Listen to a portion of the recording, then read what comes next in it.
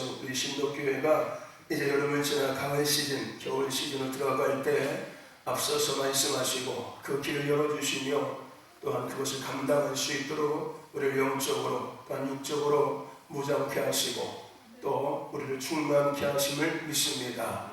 할렐루야. 아멘. 그 은혜의 주인공 저 여러분임을 믿습니다. 아멘. 오늘 우리가 본문을 통해서 먼저 첫째 하나님이 주시는 은혜를 같이 나누기를 원합니다. 우리가 살고 있는 시대는 우리가 인정하든 인정하지 않든 성경적인 시간표로 봤을 때 마지막 시대를 우리는 살아가고 있습니다. 그래서 이 시대는 마지막 시대라고 우리가 흔히 이야기합니다. 마지막 시대에는 여러 가지 의미를 갖고 있죠. 마지막 시대의 첫 번째 의미는 심판의 시대라는 의미를 갖고 있습니다. 또 하나 두 번째 의미는 회복의 시대라는 의미를 갖고 있습니다. 그리고 세 번째 의미는 추수의 시대라는 의미를 갖고 있습니다.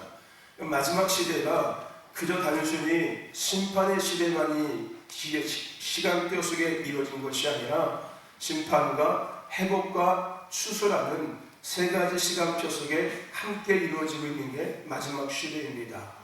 할렐루야. 아멘. 그러므로 하나님은 이 시대에 하나님의 교회와 하나님의 성도들이 회복되기를 원하십니다. 하나님의 성도가 회복되어지고 하나님의 교회가 회복되어질 때 가장 첫 번째로 나타나는 현상이 표시가 뭐냐면은 예배가 회복되어진다는 거예요.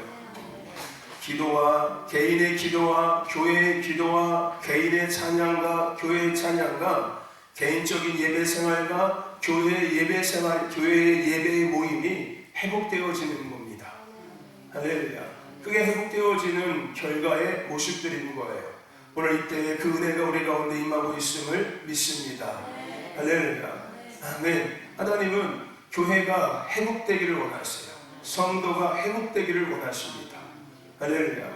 기도와 예배로 하나님 나라 회복을 위해서 영적 싸움하는 교회와 성도들로 일어나기를 원하고 계세요.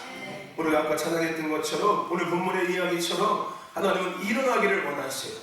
그저 패잔병들처럼 세월에 그냥 그 못 이겨서 그냥 늘 지쳐서 그냥 허덕이며 그냥 육신의 질병에 못 이겨서 그냥 늘 고통스러워하고 그 나이라는 세월이라는 짐에 눌려서 그냥 늘 그냥 고통스러워하는 그런 자들이 아니라 비록 육신은 쇠해지고 삶은 여러 가지 부족함이 많이 있을지라도 우리 영이 늘 하나님의 나라를 꿈꾸며 이 땅에 하나님 나라의 회복을 바라보며 그렇게 깨어나서 그것을 위해서 믿음으로 선한 싸움을 해 나아가는 이런 하나님의 사람들이 일어나기를 하나님은 원하고 계시고 이런 교회가 하나님은 일어나기를 원하고 계십니다. 오늘 저와 여러분들이 그 주인공이시고 우리 신도교회가 그 주인공이 되어짐을 믿습니다. 하나님이 마지막 때에 그것을 원하고 계세요. 교회가 회복되고 성도가 회복되어지며 하나님 나라를 꿈꾸며 그 나라 회복을 위해서 영적 세계에 도전하고 영적 세계에 싸움할 줄 아는 이런 사람들을 하나님은, 이런 교회를 하나님은 찾고 계시고 원하고 계십니다. 그 하나님의 찾으심과 원하심에 오늘 저와 여러분 신도교회가 들어줄 수 있기를 축원하고 반응할 수 있기를 주의 이름으로 축원합니다. 할렐루야. 아멘. 아멘. 오늘 그 은혜가 우리 가운데 이 3일 동안 부어짐을 믿습니다. 그래서 우리는 이 시대를 분별할 수 있어야 돼요. 우리가 성경에 여러 가지 어떠한 그 명칭, 또 어떤 이름, 또 어떤 사건들을 통해서 그 히브리 원어에 포함되어져 있는 의미를 같이 나눈 것 중에서 이사갈 지파라는 그 지파에게 하나님 주신 기름 부음, 그 지파에게 주신 하나님의 영적인 은혜, 그것이 뭐냐면 그들은 시세를 구별할 줄 아는 지파라고 성경에 기록되어져 있습니다. 유다 지파는 하나님을 찬양하는 예배하는 지파였다면 이사갈 지파는 시세를 구별할 줄 아는 그런 하나님의 은혜가 임했던 지파가 이사갈 지파였습니다. 할렐루야. 오늘 우리는 레위인을 넘어서서 시세를 구별할 수 있는 그 이사갈 지파의 영안에 거해야 될 줄로 믿습니다. 하나님을 예배하고 하나님 나라를 위해서 싸울 줄 아는 또한 유다 지파와 레위 지파를 넘어서서 이스라엘 지파의 영성을 가진 교회가 되어야 될 줄로 믿습니다. 시세를 구별할 수 있어야 돼. 왜냐하면 우리 눈에 보여지는 것이 전부가 아니기 때문에 그렇습니다. 우리 눈에 펼쳐지고 우리 눈에 보여지는 모든 것들은 어디서부터 시작되어진다고요? 보이지 않는 영역에서부터 시작되어지는 거예요. 한마디로 내 개인적인 삶도 마찬가지예요. 내가 왜 이렇게 자꾸 하나님이 기뻐하지 않는 삶을 살고 있을까? 내 영적인 보이지 않는 영역에 그 어둠의 영역 안에 내가 지금 거하고 있기 때문에 내가 이것이 잘못된 것임을 알면서도 끊임없이 나는 그렇게 행동을 하고 있는 거예요. 나의 보이지 않는 영역, 영이라는 영역과 혼이라는 영역에 감정이라는 영역 안에 하나님이 간섭하시고 하나님이 개입하셔서 내 생각을 이끌어가시고 내 마음을 이끌어가시고 내 감정을 이끌어가시는 게 아니라 뭐가 계속 간섭해서 계속 나를 이끌어가는 거야. 옛사람, 내가 예수를 믿기 전에 옛사람이 내 안에 남겨있는 옛사람과 내 안에 있는 죄성이 끊임없이 내 생각을 이끌어가고 내 마음을 이끌어가며 나의 삶을 이끌어가고 있는 거예요. 그리고 나는 그때 그 노크에 문을 열어주고 있는 거예요. 하나님은 우리에게 계속 노크하고 계시는데, 문을 열어달라고 노크하고 계시는데 우리가 하나님의 노크 앞에 생각을 열어주시고 마음을 열어주는 게 아니라 그 원수의 노크 앞에 우리의 생각과 마음을 계속해서 열어주고 있으니 우리는 그 영역 안에 이끌림을 받을 수밖에 없는 겁니다. 여러분, 시세를 구별할 수 있길 축원합니다. 내 자신의 삶을 구별할 수 있어야 돼요. 남의 삶 들여다보려고 하지 마시고, 할렐루야, 내 삶을 들여다볼 수 있어야 합니다. 내 눈에 들보를 먼저 볼 줄 알아야 돼요. 남의 눈에 특별만 쳐다보려고 하지 마시고 남의 흠만 계속 트입잡으려고 하지 마시고 따라해봅시다. 나나 잘하자. 이렇게 얘기하면 더 직접적인 너나 잘해. 해보세요. 너나 잘해. 너나 잘해. 할렐루야. 아멘. 남의 것 괜히 쳐다보지 마시고 너나 잘해. 너나 잘해. 할렐루야. 아멘. 내 자신을 먼저 잘 볼 수 있어야 돼요. 내 자신의 영적인 상태를, 내 자신의 삶에 일어난 모습들, 열매들을 우리는 잘 살펴볼 수 있어야 합니다. 할렐루야. 그게 시세를 구별하는 거예요. 아멘. 왜 또 이것이 중요하냐면요, 이 마지막 때는 우리가 아는 것처럼 비진리가 진리가 되는 시대입니다. 진리가 비진리가 되고 비진리가 진리가 되는 시대예요. 이 한마디로 뭐냐면은 무엇이 참이고 무엇이 거짓인지 구별하기가 쉽지 않은 시대라는 거예요. 그래서 우리는 분별이 필요한 겁니다. 할렐루야. 아멘. 그 분별을 위해서 우리가 늘 이야기하는 것처럼 무엇이 기준이 되어야 하나님의 말씀이 기준이 되어야 되는 거예요. 할렐루야. 아멘. 그냥 기록된 말씀이 기준이 되어지면 돼요.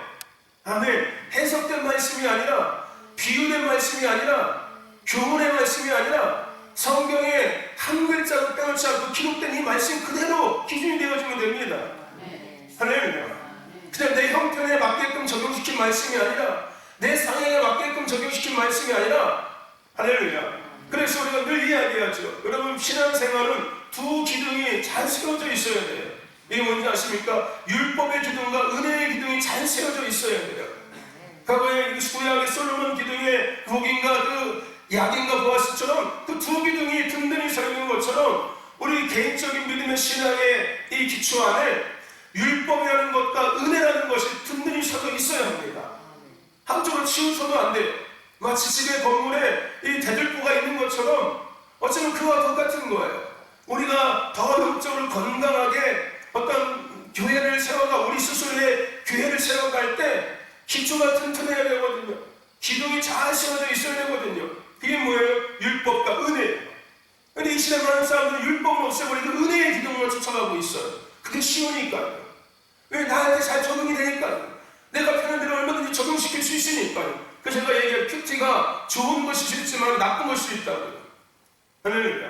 그리고 이 명언들, 사람들이 이야기하는 명언, 막 이렇게 해가지고서 뭐 인생에 도움되는 뭐 이야기들, 막 해가지고서 뭐 인스타에서 많지 않습니까? 그죠?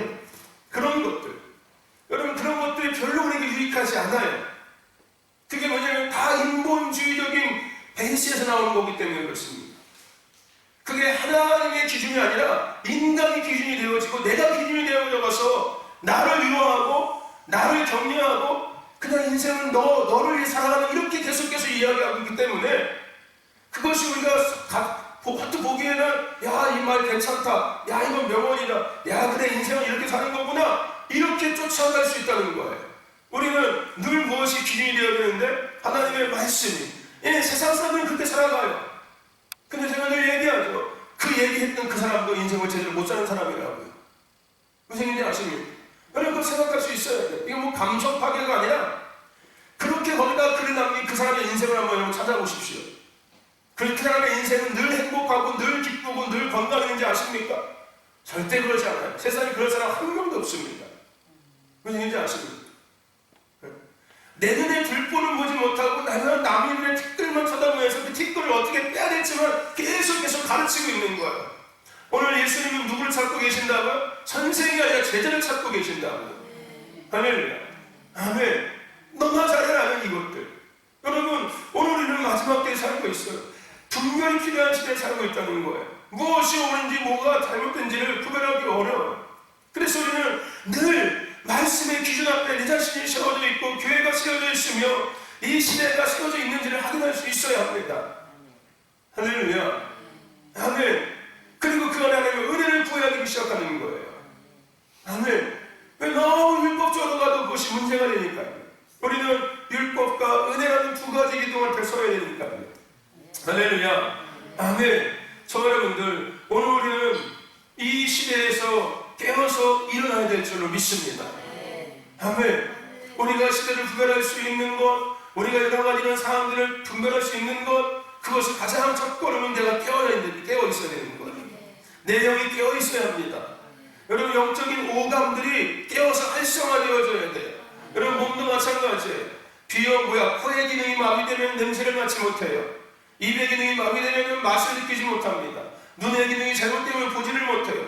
귀의 기능이 잘못되면 듣지를 못합니다. 여러분, 어떤 감각의 기능이 마비되면 느끼지를 못해요. 아픔도 모르고 추움도 모르고 더위도 몰라요. 이게 뭐예요? 이 몸의 감각들이 멈춰져 있다는 거예요. 여러분, 이 몸에도 오감이 있는 것처럼 영적인 영역에도 오감이 있습니다. 영적인 시각이 떠져야 되고 영적인 청각이 떠져야 되고 영적인 후각이 갈 때 영은 미각과 들어가서 영적으로 깨어져 있어야 돼요. 할렐루야. 아멘. 그래서 바람이 우리가 이제 바람이 보면 소리 불면 야 비가 온다라고 이야기하는 것처럼 바람결에 하나님의 음성을 들을 수 있어야 되고 바람결에 하나님의 터치하심을 느낄 수 있어야 하며 내리지는 태양 밑에서 하나님의 은혜를 맛볼 수 있어야 하며 쏟아지는 비를 맞으면서 하나님의 은혜를 맛볼 수 있어야 돼요. 왜요? 그 모든 것들을 허락하시는 분은 누구시니까요? 하나님이시니까요. 비를 내리신 분도 하나님이고 바람을 불게 하시는 분도 하나님이고 태양을 내리게 하시는 분도 하나님이세요. 할렐루야. 이게 영적으로 깨어있으면 그게 느껴지는 거예요. 그냥 바람이 아니라 그냥 태양이 뜨거워 죽겠네 이게 아니라 그냥 비가 왜 이렇게 맨날 비가 오냐 이게 아니라 할렐루야. 왜 이렇게 그냥 왜 추워 얼어 죽겠네 이게 아니라 할렐루야. 그것은 육신적으로 맞는 거지만 그 모든 것들을 행하시고 운영하시는 분은 하나님이시라는 것들을 우리가 인지한다면 할렐루야. 육신적인 추위는 맞아요. 더위도 맞고요. 바람이 불면 맞으면 다 맞아요. 하지만은 그 가운데 깃들여져 있는 하나님의 그 섭리, 하나님의 은혜를 맛보는 자들이 되어야 된다는 거예요. 할렐루야. 아멘. 그래서 깨어있어야 되는 거예요. 우리 영적 강아들이 깨어있어야 합니다. 오늘 이 3일 동안 그 은혜가 임하고 있음을 믿습니다. 할렐루야. 깨어나야 돼요. 여러분, 우리가 코로나 이전과 코로나 이후의 삶을 지금 살고 있습니다. 그죠? 코로나 이전의 삶을 우리는 경험했었고 코로나가 한참 계속 이 확산될 때의 삶을 우리는 살아갔고 또 지금 좀 주춤한 시대의 삶을 살고 있습니다. 여러분, 이 시대를 우리가 살아가고 있으면서 우리의 믿음을 다시금 되돌아볼 수 있어야 돼요. 코로나 이전의 나의 믿음과 코로나가 막 확산됐을 때의 나의 믿음과 그것이 지금 잠잠했을 때 나의 믿음은 과연 어떤지 확인해 볼 수 있어야 합니다. 할렐루야. 코로나 이전의 삶을 우리는 그냥 안일하게 살았어요. 그냥 아무런 일도 없어. 평안하다. 절대 그런 일은 없을 거야. 교회가 예배드리지 못하는 날은 없을 거야. 내가 마음껏 기도할 수 없는 날은 내게 오지 않을 거야. 내가 기도 안 해서 문제지. 어떤 외부적인 통제를 통해서 내가 기도하지 못하는 일들은 절대 일어나지 않을 거야는 이런 상상을 안 해보고 사실 겁니다. 그게 뭐예요? 아니라니에요. 아니라 한 치 앞도 모르는 인생의 삶을 살아가고 있으면서 우리 너무 안일하게 영적인 걸음을 걸어가고 있고 믿음 앞에 반응하고 있으면 우리는 그것을 통해서 확인해 보았습니다. 그리고 코로나가 확산될 때 하나님의 은혜가 이렇게 너무 귀한 거구나. 우리가 예배드릴 수 있다는 것이 얼마나 귀한 건지를 깨달으면서 기도할 수 있다는 것이 얼마나 귀하고 마음껏 찬양 부를 수 얼마나 귀한 것을 깨달았어요. 근데 이제는 막 할 수 있는 시간이 되었어요. 근데 왜 안 하고 있냐고요. 이게 우리의 모습이에요. 무슨 괜찮으십니까? 우리 흔한 말로 이 비속어인지 모르겠는데 입벌구라고 있습니다. 입벌구. 입만 벌리고 있는 거예요. 입만. 여러분, 병원에 가면, 중환자실에 가면은 거기 그 한우분이 누워 계시지 않습니까? 그들 누워있어요. 손도 발도 안 움직여요. 몸만 뻐끔뻐끔하고 있습니까? 입만 벌어서 호흡만 하고 있는 거예요. 우리 모습이 그럴 수 있어요, 여러분들. 지금 우리의 모습이, 우리 흔히 얘기하죠. 하나님, 내가 이 가난에서 벗어나면 하나님을 위해서 마음껏 열심히 일하겠습니다. 하나님, 내가 몸만 건강해지면은 마음껏 기도하고 마음껏 전도하고 마음껏 충성하고 마음껏 봉사하겠습니다 라고 여러분들 한 번 정도는 다 기도해봤을 거예요. 그렇지 않습니까? 왜냐면 자연스럽지 않습니까? 그렇다면 지금 과연 여러분들 하나님의 그 은혜가 내게 없었을까요? 이미 나에게 주셨어요. 건강도 주셨고요, 삶도 회복시켜 주셨고요, 믿음도 주셨고요, 다 주셨어요.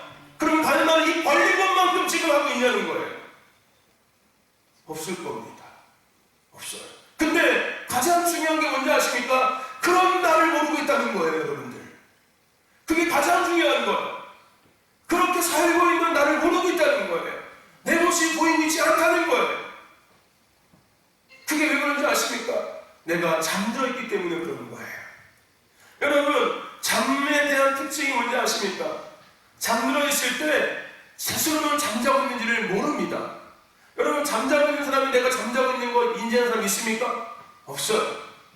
잠드는 동안 내가 잠들어 있는지 몰라요. 그렇죠?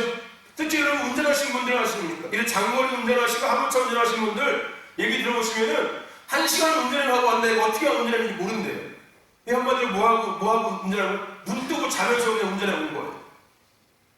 자기가 어떻게 운전했는지 모른대. 잠들어 있는 동안은 내가 잠자고 있는지를 못 느낀다니까요, 여러분들. 그거는 잠든 게 아니에요. 내가 잠들고 있는데 내가 지금 잠자고 있구나. 아, 내가 지금 30분 잤지, 1시간 잤지, 30분 뒤에 일어나야지. 여러분, 이거 잠자고 있는 거 아닙니다. 이건 깨어있는 거예요, 여러분들. 그죠? 잠이 들었다는 것은 몰라요. 우리 흔히 옛날에 그런 말 있지 않습니까?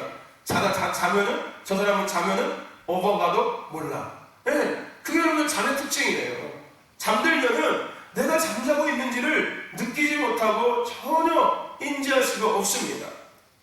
근데 여러분들, 잠이라는 것은 우리 몸에 필요해요. 필요하죠. 육적인 잠은 피로와 건강에 도움이 됩니다. 근데 여러분들, 육적인 잠은 육적인 피로감을 덜 수 있지만은 우리가 절대 잠들지 말아야 될 영역이 있어요.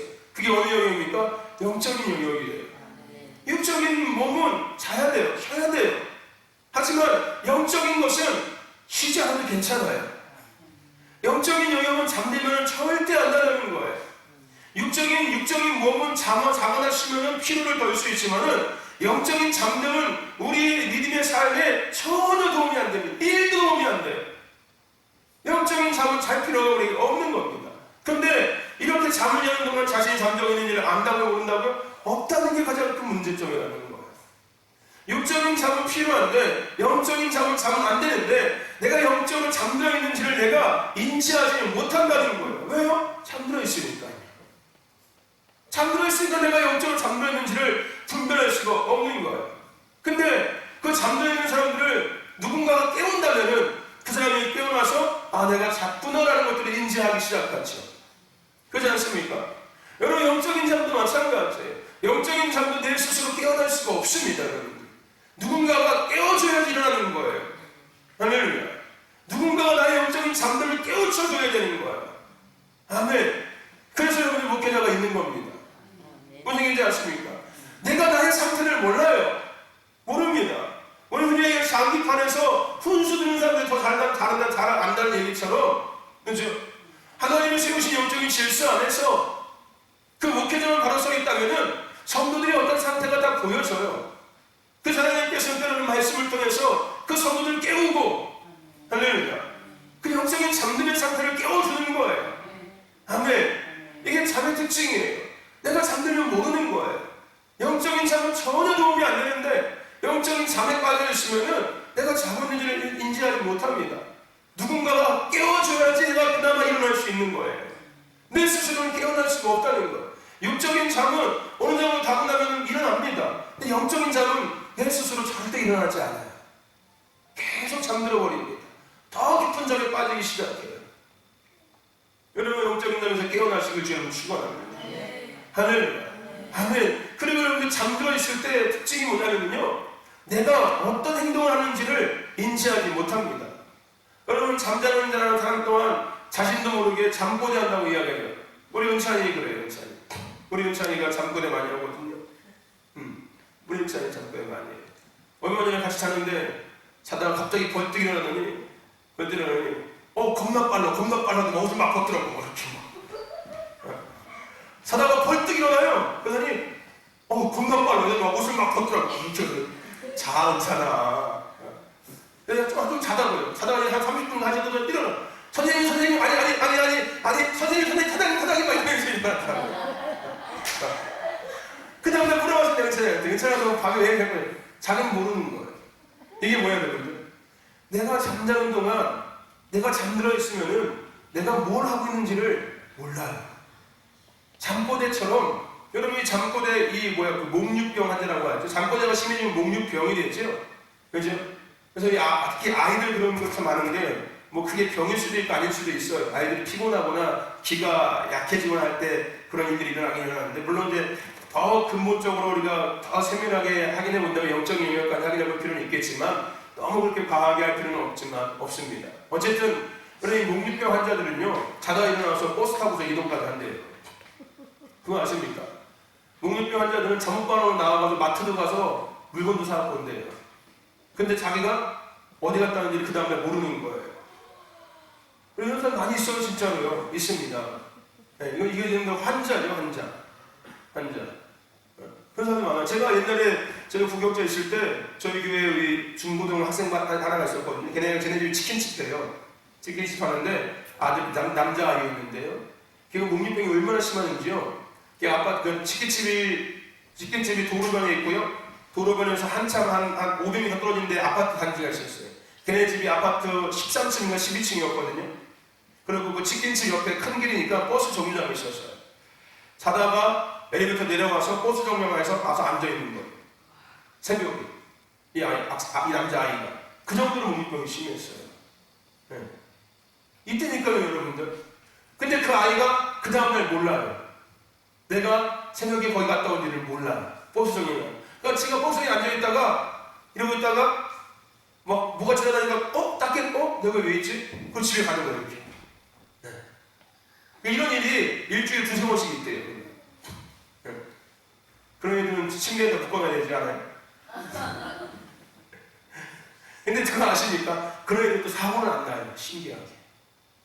그래서 내가 부경제 했을 때 이제 우리 아이들과 전도하려고 그 아이가 얘기하고 같이 기도해주고 중보기도하고 했는데 그런 얘기 했습니다. 걔는 전도사님 생각에는 목류병이 아니라 영적인 거다. 걔는 기도 많이 받아야겠다고 데리고 오라고. 우리 집회하고 할 때 같이 모여서 기도해 주자. 그 아이를 위해서. 그래서 수련회 같은 데 같이 데리고 와서 참석하면은 저녁에 기도해야 할 때 우리 중고등부 임원들 앵둘러 앉아고 그 아이 가면 놓고서 같이 막 안수기도 해주고 막 해주거든요. 우리가 아이들끼리 했었어요. 근데 그렇게 하고 나면 내가 좀 괜찮아져. 왜냐면 그 다음 주에 오늘 얼굴 보면 얼굴이 하얘져서 와요. 근데 또 교회 안 나오면은 또 그래요. 그래서 얘는 확실하게 영적인 거다라고 제가 진단을 내렸었는데, 여러분 잠자고 있는 동안 내가 어떤 행동을 하고 있는지를 모릅니다. 그러니까 영적인 내가 잠에 빠져 있으면은 내가 지금 죄를 짓고 있는지, 내가 하나님께서 지금 원치 않는 삶을 살고 있고 행동하고 있는지를 내가 인지해요, 못해요? 못하는 거예요. 이게 가장 큰 문제인 거예요. 내가 영적으로 깨어있으면은 내가 이거 하나님께서 원치 않은 건데, 이거 하나님께서 기뻐하지 않는 건데, 내가 이렇게 하면 안 되지. 내가 이런 생각과 이런 행동과 이런 삶을 살면 안 되지. 나는 하나님의 자녀인데, 나는 하나님의 동역자고 하나님의 부르심을 입은 사람인데, 나는 예배자인데, 이게 인지가 돼서 스스로가 절제하고 이제 그 삶에서 멀어지기 시작하는데, 이 영적으로 잠들어 있으면요, 내가 하는 행동이 죄인지를 몰라요. 하나님께서 심판하시고 책망할 짓인지를 내가 인지하지 못해요. 그러면서 자기 합리화에 빠지기 시작하지. 어쩔 수 없어. 나뿐만 아니라 저 어른들도 그렇게 살고, 쟤들도 그렇게 살고, 내가 아는 친구는 걔네가 목살이야. 근데 술 먹고 담배 피고 막 다돌러 다니는데 어쩌? 괜찮지 뭐. 이렇게 자기 합리화에 빠지기 시작하는 거예요. 왜 남에서 자녀? 걔는 걔고 너는 너인데. 그렇지 않습니까? 그러니까 자기에 대한 죄책감에서 벗어나고 싶어서 다른 것들을 갖다 끄집어서 자기 합리화를 시키기 시작하는 거예요. 이게 더 무서운 거거든요. 그 자기 합리화에 빠지기 시작하면 헤어나올 수가 없습니다. 모든 것이 다 그럴 수 있어라고 인정되기 시작하는 거예요. 이게 상당히 위험한 거거든요. 여러분 영적인 삶에서 깨어나시길 주의 이름으로 축원합니다. 하늘 이건 교회도 마찬가지예요. 교회가 영적으로 잠들어 있으면요 하지 말아야 할 것들을 교회가 하기 시작합니다. 그러면서 그것이 하지 말아야 할 건지를 구별하지 못해. 그것이 옳은지를 알고 계속 합니다. 그래서 마지막에 하나님께서 교회를 흔드실 때 우리가 지금까지 했던 것이 잘못된 거였구나 라는 것들을 계속 깨닫게 되는 거예요. 여러분 이제 우리가 아는 것처럼 뭐 이게 이제 예입니다. 다 그런 건 아니지만은 이제 교회들이 제가 제 주변에도 아시는 목사님께서 천안에 목회하시는데 이제 교회가 본인 건물이셨어요. 그리고 지금 교회가 도시 안에 있어서 주택가 가운데 있어서 나름대로 이렇게 좋은 입지 조건에 있던 교회였습니다. 근데 교회가 이제 성장해서 성도가 막 200명, 300명 되고 나니까 이제 교회가 비좁고 시작하고 여러 가지 주차 문제도 생기기 시작해서 이제 땅을 사신 거예요. 조금 도시 중심가에서 조금 벗어난 외곽 지역에 땅을 사셨어요. 땅을 한 2, 3천 평 사셨어요. 그리고 이제 거기다가 이제 교회를 건축하려고 준비하셔서 이제 건축을 시작하셨는데 이제 주변에 이제 건축하신 목사님들은 너무 그렇게 교회 크게 짓지 말고 적당히 감당할 수 있는 사이즈의 교회를 지시라고 아마 조언도 해주시고 아마 권면도 해주셨던 것 같아. 근데 이제 목사님 생각에 이 형 치는 거 크게 져야 된다고. 그래서 아마 한 60억, 70억 정도 들어가면서 교회를 지셨어요. 근데 그 교회를 지면서 성도가 다 나가버렸어요. 그래서 지금 10명이나 20명밖에 안 되는데 60억, 70억 진 교회의 빚을 감당하고 있어요. 한 달에 이자만 700이 나가는데 이자만 갖고 있는 거예요. 원금은 갚을 생각도 못하고. 그러니까 목사님이 늘 그냥 빚 때문에 그 이자 때문에 웃을 날이 없겠죠. 얼마나 고통스럽겠습니까? 그렇죠? 우리 알지 않습니까? 빚 받을 사람은 시간이 들어가는데 돈 갚을 사람은 그렇죠? 월세 낸 사람들은 그냥 시간이 이렇게 빠른지. 이거 여러분들 월세 사신 분들은 아마 아실 거예요. 왜 이렇게 월세 나는 날 빨리 돌아오냐. 그렇죠? 결국은 지금도 여전히 그런 거 사고 계세요. 늘 힘들어하세요. 하나님의 은혜 가운데 어떻게 유지는 되고 계시는데 얘기 들어보니까 많이 힘들어하신다고 하더라고요. 한 달에 이자만 700원씩 나왔는데 그 감당이 되겠습니까? 한 20명, 30명밖에 안 되는 교인들이 한 달에 700만 원. 교회 관리 유지도 힘들 텐데 우리 교회도 한 달에 제가 어쩌다 보니까 거의 한 800만 원 정도가 한 달에 꾸준히 나가는데 저희 교회도 자동차 유류비만 한 달에 한 200만 원, 200 정도 나가고 이것저것 시설 관리비에 그것도 한 200원 이상이 나가고 원래 목사님 사람이 나가고 고정적으로 한 800만 원, 700만 원 나가요. 우리는 그나마 자립교회 이렇게 우리 교회 건물이 있으니까 덜한데 거기는 그 유지비 나가야 되지, 이자 나가야 되지. 한 달에 내가 봤을 때 보통 한 3,000원 재정이 들어와야지 대충 감당이 될 거라 생각이 듭니다. 따져보니까. 그게 쉽지 않지 않습니까? 그런 거예요. 시간 하고 났는데 나중에 하나님께서 교회를 흔드실 때 딱 깨서 보니까 이거 우리가 너무 잘못된 길을 선택했고 잘못 왔구나라는 것을 깨닫기 시작해요. 저는 늘 이렇게 물어요. 늘 묻습니다. 저도 여러 가지 많은 것들을 감당하고 있고 나름대로 책임지고 있기 때문에 늘 물어봐요. 하나님, 이게 과연 합당합니까? 언제든지 하나님께서 이것이 아니라고 말씀하시면 저는 멈추겠습니다. 저는 확실해요.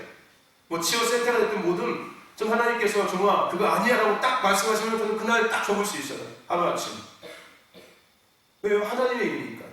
이게 세상 일이라면 나는 얼마든지 내가 생각해 볼 수 있겠지만 하나님이 아니라고 하면 저는 단번에 딱 받을 수 있습니다. 왜요? 그 다음이 더 크게 문제가 생기니까.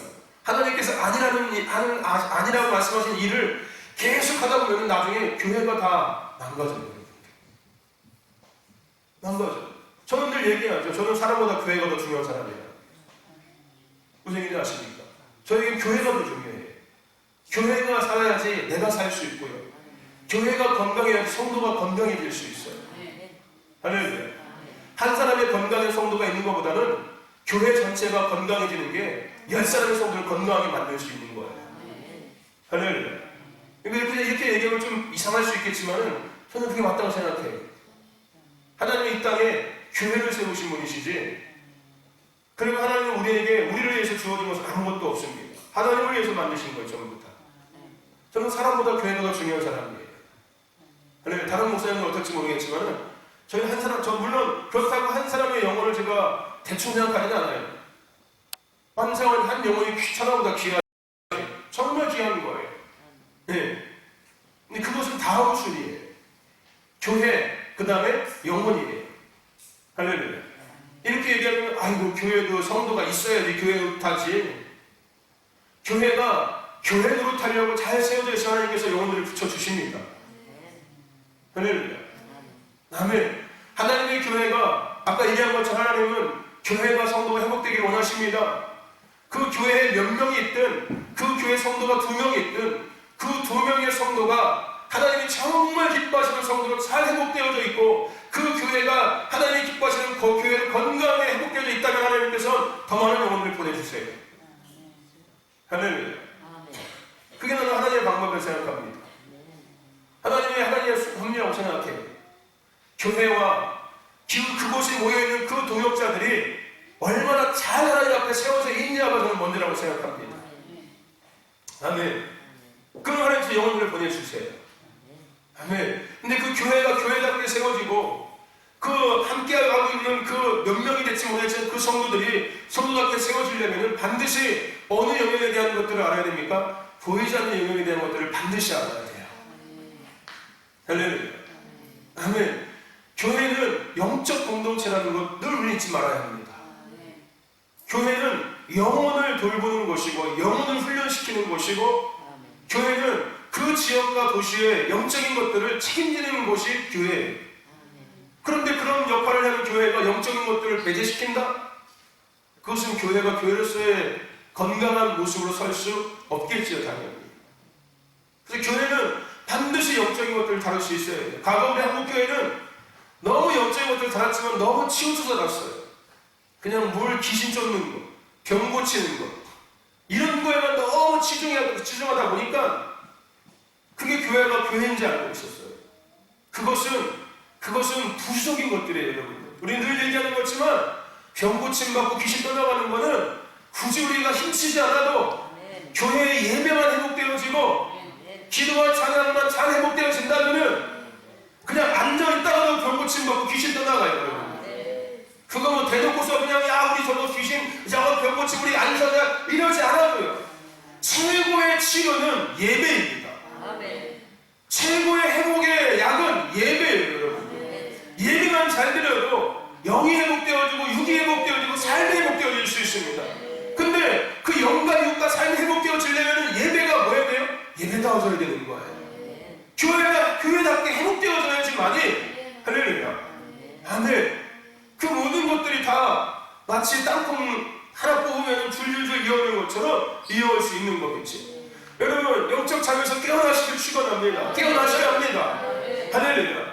아멘. 우리가 이런 많은 시간들을 보내오면서 내 자신을 다시 한번 점검해 볼 수 있어야 돼요. 우리가 봄의 시즌을 지나고 지금 여름의 시즌에 다가왔는데 여러분들 우리는 가을과 겨울을 앞두고 있는 시즌을 앞두고 있는 거예요. 단순하게 여름만 보고 있지 마시라고요. 야 여름이니까 우리 놀러가고 야 이렇게 여기에 치우치지 마십시오, 여러분들. 가을을 준비하고 겨울을 준비하기 위해서 여름이 있는 거예요. 봄이 여름을 위해서 준비하고 있는 것처럼 여러분 여름만 즐기려고 하지 마세요. 그게 잠들어 있는 거예요, 여러분들. 할렐루야. 가을을 준비하고 겨울을 준비해야지만이 백상이 되지 않을 수 있어요, 여러분들. 백상이 보세요. 야 가을이 왔다 그냥 놀자. 겨울이 오니까 감당이 안 되잖아요. 근데 개미 보십시오. 열심히 부지런히 다음을 준비하고 나니까 그 다음이 다가왔을 때는 전혀 당황하지 않고 그 다음의 삶을 풀어낼 수 있는 거잖아요. 여러분 우리 코로나가 터지기 전에 하나님께서 우리 공동체에 말씀하셨지 않습니까? 그죠? 위기가 되지 말게 하고 위기가 기회가 되게 하며 문제가 아니라 문제가 성숙과 성장이 되게 해라 너희들은. 할렐루야. 그래서 우리는 그것이 그 말씀을 받고 코로나 시즌을 우리는 뚫어놨고 진행하지 않습니까? 그래서 하나님께서 결국은 우리가 준비한 만큼 우리가 깨어서 반응한 만큼 이 시즌이 끝나고 나서 우리에게 주셨지 않습니까? 우리가 누리게 했지 않습니까? 근데 거기서 끝나면 안 된다는 거예요. 그것을 우리가 안다면 여기서 더 깨어나서 더 깨어서 준비하고 가을과 겨울을 준비하고 겨울이 오면 내년을 또 준비하고 할렐루야. 농부처럼 살아야 돼요 우리는요. 할렐루야. 아멘. 농사 짓는 분들에서 살아야 됩니다. 여러분 농사 짓는 분들은 늘 다음을 준비하고 있잖아요. 그렇지 않습니까? 여러분 우리는 그런 삶을 살아야 돼요. 늘 깨어있어야 합니다. 농부가 깨어있지 않으면요 다음 농사 짓고 몰라요. 때를 놓치고 나면 어쩔 수 없어요. 나도 모르게 때가 지나가고 나면 돌아올 수 없다는 거예요. 시기가 있기 때문에.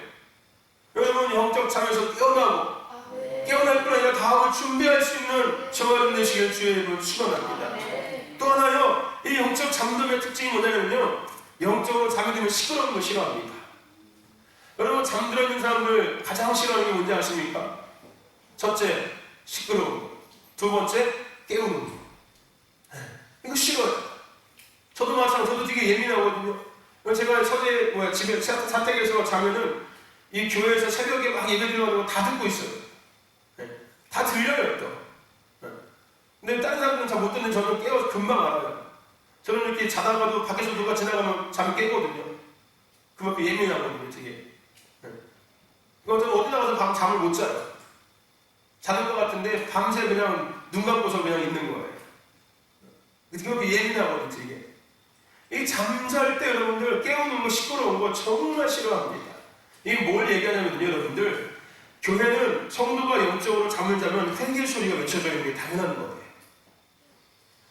하나님께서 교회와 성도가 영적으로 잠들어 있을 때 하나님은 그들을 깨우세요.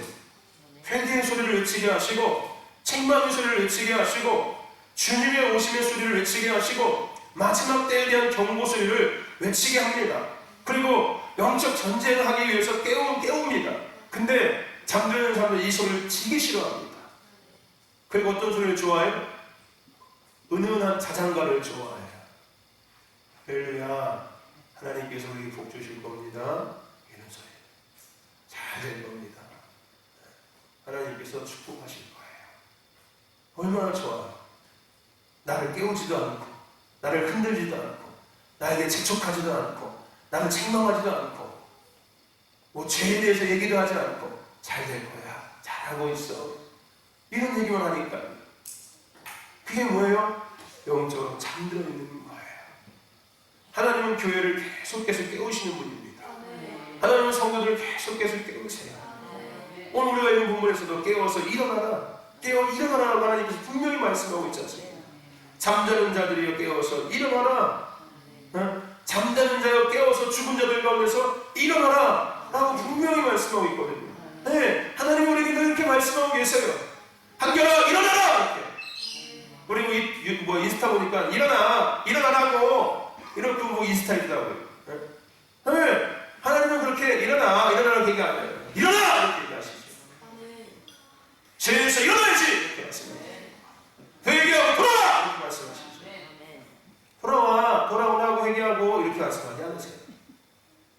그러니까 그 외침이 얼마나 싫겠어요. 내가 지금 잠들어 있는데, 내가 영적으로 지금 다 좋은 상태에 있는데 자꾸 깨워. 귀찮게, 피곤하게, 짜증나게.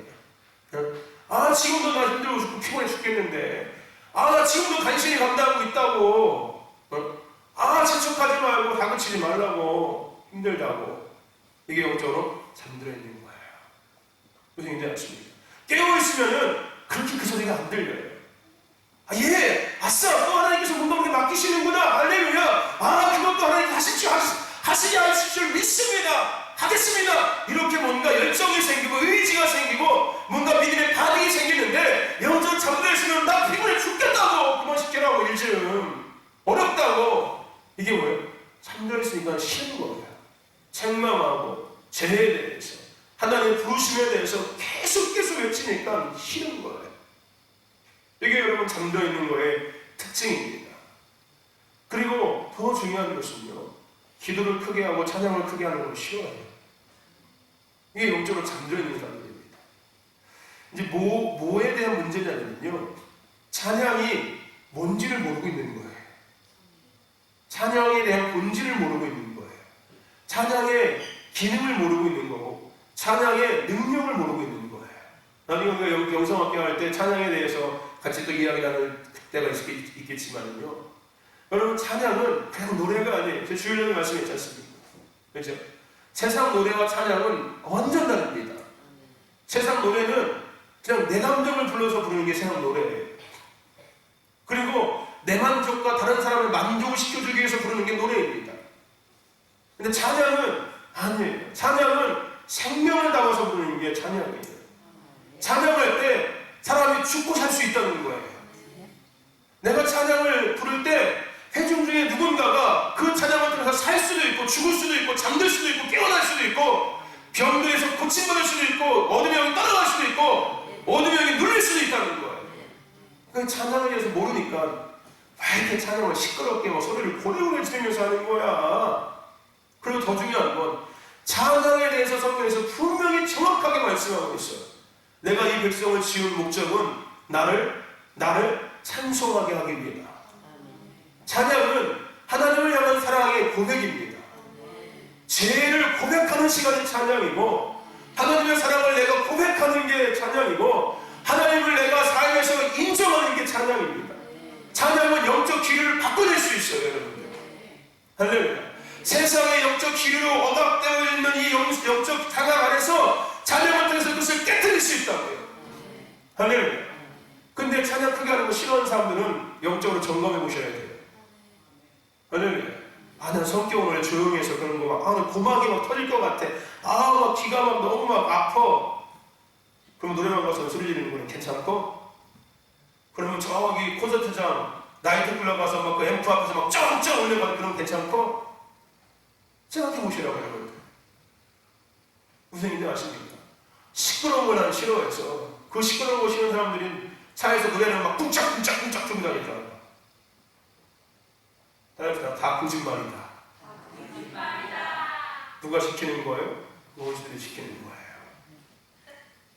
이걸 구별을 못하는 거예요. 못하는 겁니다. 기도와 찬양이 뭔지를 모르니까 또 더 중요한 게 내가 영적으로 잠들어 있으니까 기도 크게 하는 게 싫은 거야. 기도를 막 소리를 고개를 주면서 기도를 해. 여러분, 기도는 그냥 여러분 뭘 달라고 하는 게 기도가 아니에요. 기도는 영적인 무기라니까요. 아멘. 여러분, 우리 기도가 다 하늘로 올라갈 것 같지요? 아니에요, 여러분들. 우리 기도가 다 하늘로 올라갔으면요, 여러분들, 이거 하나님께서 받으시는 기도도 있고 안 받으시는 기도가 있으니까 아니에요, 여러분들. 그 기도가 하늘로 올라가기 위해서는 보이지 않는 영적 세계에 그 기도를 막고 있는 막을 떼어내야 돼요, 여러분들. 할렐루야. 아멘. 무슨 얘기인지 아십니까? 그거를 깨쳐내야지만 이 기도가 올라갈 수 있어요. 아멘. 근데 여러분들 그게 대충 기도해서 되겠습니까? 네? 여러분들 파리하고 모기 쫓아오셔서 알죠? 여러분들 똥파리 쫓아오고 가십니까? 여러분들 이러면 가요? 절대 안 가요. 여러분들 요즘에 이제 좀 있으면 이제 벼 익으면은 밭에서 논에서 못 사요? 뻥뻥 총 쏘지요, 그죠? 그 공포탄 막 쏘놨습니까, 그죠? 그거 왜 하는 거예요? 새 쫓으려고, 짐승 쫓으려고. 그냥 이거 반짝이 달아놓으면 가요, 안 가요? 요즘은 안 가요. 옛날에는 그 허수아비 하시러 갔었거든요. 이게 반짝이가 막 춤추는 인형을 갔었거든요. 지금은 안 가요. 지금은 그 총사도 안 가요, 요즘은요. 쫓아내야 되거든요, 여러분들. 네. 원수들이 여러분들 우리의 기도를 방해한다니까요. 할렐루야. 아멘.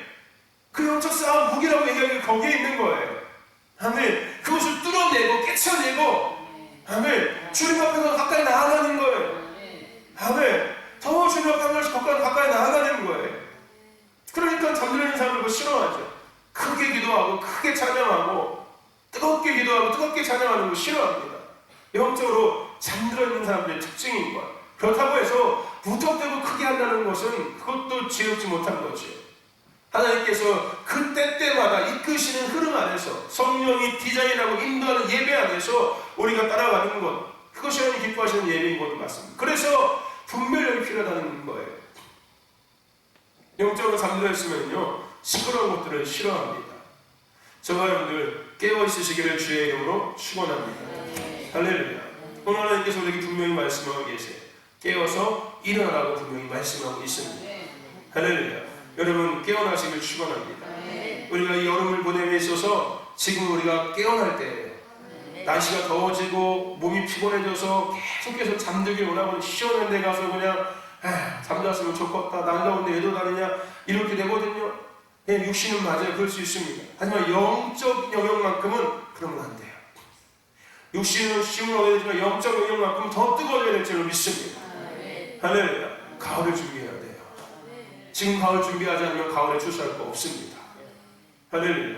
아멘. 가을을 준비하려면 깨어나야 돼요. 먼저 가을이 오는 것을 봐야 합니다. 제가 예언할까요? 여러분 한 3주 지나면 추워질 거예요. 맞춰보세요. 나중에 한번 확인해 보십시오. 그리고 한 2달 지나면, 한 3개월 지나면은 눈 올 겁니다. 한번 제 예언이 맞는지 안 맞는지 한번 확인해 보세요. 여태까지 다 맞았어요. 항상. 그죠 여러분? 여러분도 알고 계시잖아요. 그죠? 그럼 뭐 해야 돼요? 준비해야죠. 할렐루야. 준비해야죠. 영적으로 준비해야 되는 거예요. 할렐루야. 마지막 때라고요. 주님이 언제 올지 모르는 때에 살고 있고요. 회복의 때이고 추수의 때예요.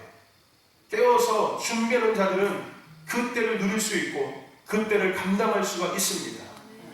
여러분 깨어나시길 좀 축원합니다. 아멘. 내가 잠들어 있는지를 다시 한번 확인해 보시고 오늘 시간 이 말씀처럼, 오늘 우리가 주신 이 말씀처럼 잠자는 자들이여 깨어서 죽은 자들 가운데서 일어나라. 그리스도께서 내게 빛이시리라. 이 말씀이 오늘 여러분들을 취하셔서 오늘 우리가 말씀을 듣고 이제 기도할 텐데, 하나님 내가 혹시 잠들어 있습니까? 깨어나게 하여 주옵소서. 내 영이 혹시 잠자고 있습니까? 깨어나게 하셔서 정확히 분별하게 하여 주시고 구별하게 하여 주옵소서. 나의 영적인 상태를 정확히 내가 분별할 수 있게 하여 주시고 이때 하나님께서 나를 통해서 이루어진 뜻들을 정확히 구별하게 하여 주옵시고 또 이어서 기도할 때 하나님 우리 교회가 더 깨어있는 교회가 되기를 원합니다. 우리 교회가 깨어있을 뿐만 아니라 잠자는 교회와 영혼들을 깨울 수 있는 교회가 되기를 원합니다. 시대 가운데 하나님의 소리를 외칠 수 있는 교회가 되기를 원합니다. 그런 교회에서도 깨어달라고 우리 같이 이 2가지 기도 제목 여러분 개인적으로 또 우리 교회를 생각하며 기도하시다가 여러분 자유롭게 같이 오늘 이 시간 들어갔으면 좋겠습니다. 우리 함께 주님의 이름으로 통성으로 기도합시다.